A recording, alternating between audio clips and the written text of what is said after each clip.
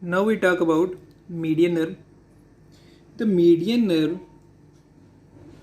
it having root value C5 to T1 formation. Its formation is from the two roots.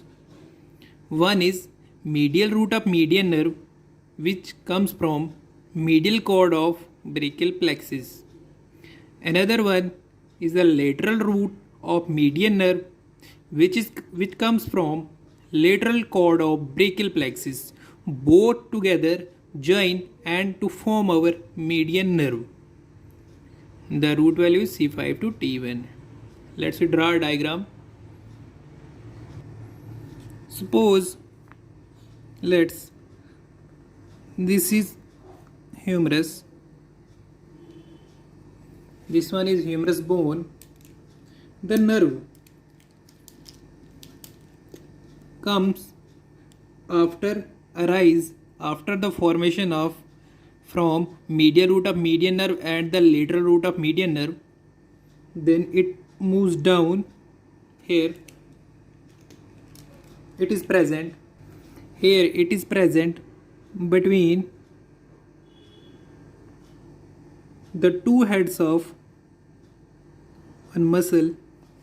This muscle is called as pronator teres. That is pronator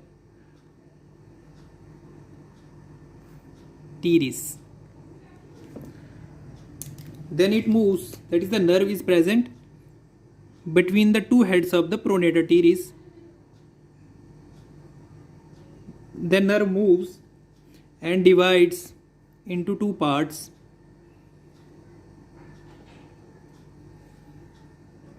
Divides into two parts. This one is known as anterior introitious nerve. This one is known as anterior introitious nerve. This one is known as anterior introitious nerve, and it supplies to first muscle. This muscle is flexor digitorum profundus. Flexor digitorum profundus, but only lateral half of this muscle. Only the lateral part of flexor digitorum profundus, lateral half of the flexor digitorum profundus is supplied by this nerve. Then it gives one more branch which supplies our another muscle. This is known as flexor pollicis longus. This one is flexor pollicis longus muscle. Flexor pollicis longus. And then another muscle is supplied by this. This is known as pronator quadratus. This is known as pronator quadratus, that is PQ, pronator quadratus. This here it divides into two branches.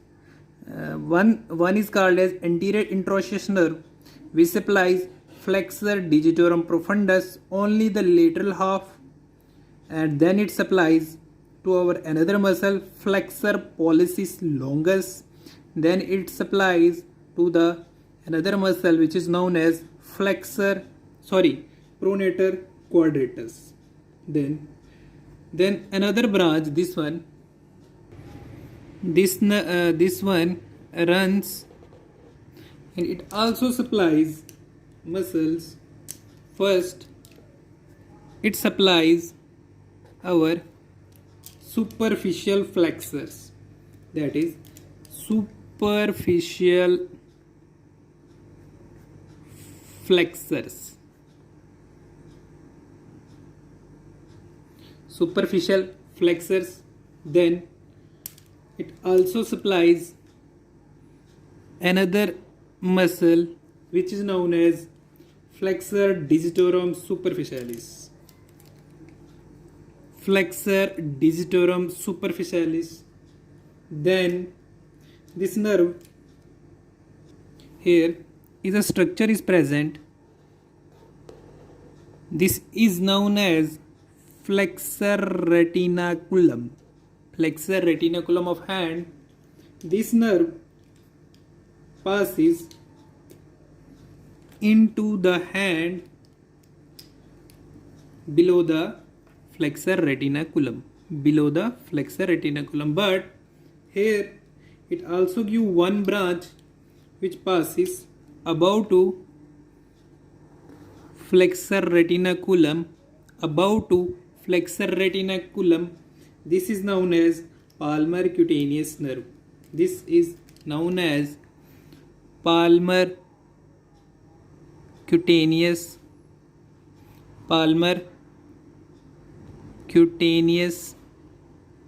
nerve.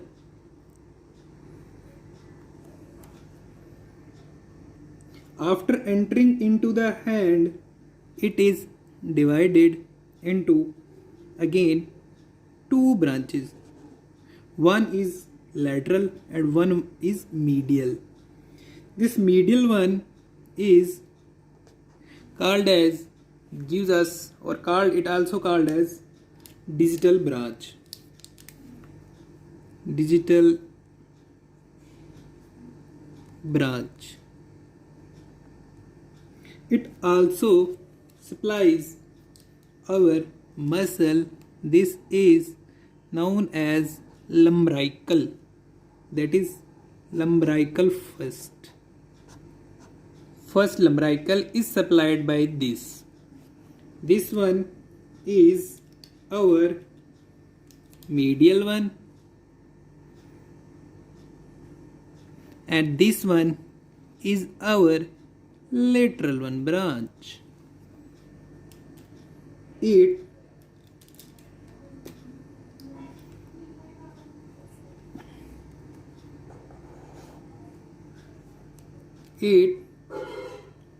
supplies our another lumbrical, that is L2. Then it also supplies our thenar muscles. Thenar muscles.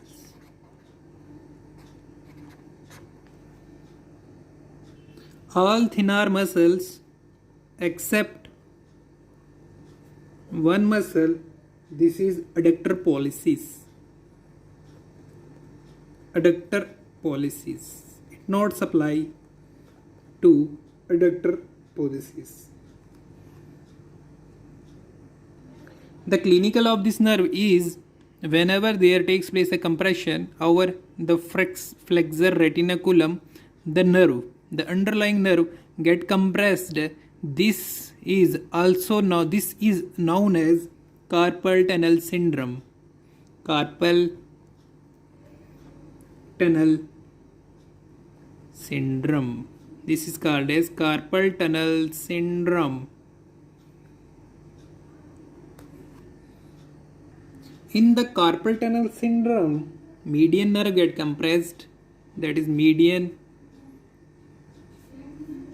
nerve get compressed. In carpal tunnel syndrome, median nerve get compressed. This result clinical features. One is ape thumb deformity. Another is inability to flex interphalangeal joint.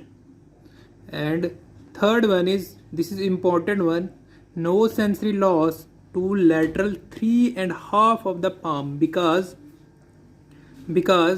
the median nerve gives one branch to the above the flexor retinaculum which is not get compressed. That branch is called as palmar cutaneous nerve, as shown in the diagram.